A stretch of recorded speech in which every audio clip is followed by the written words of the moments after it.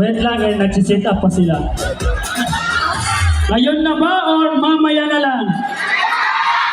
Ayun, ngayon na. Alam ko, kanina pa kayong naiinip kakahintay kay Miss Shaira.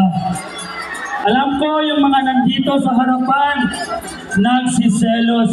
Sabi nga ni Mayor, sino ang gustong makiselos? Ayan, ang dami. Kaya Miss Shaira, prepare ka na daw. Ang daming makikiselos. Yan, go signal lang po kayo kung okay na ang inyong piano. Ayan, pag nandito na po si Miss Shaira, huwag po tayo magtulakan.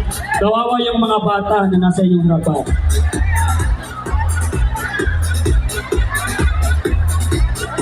Ayan!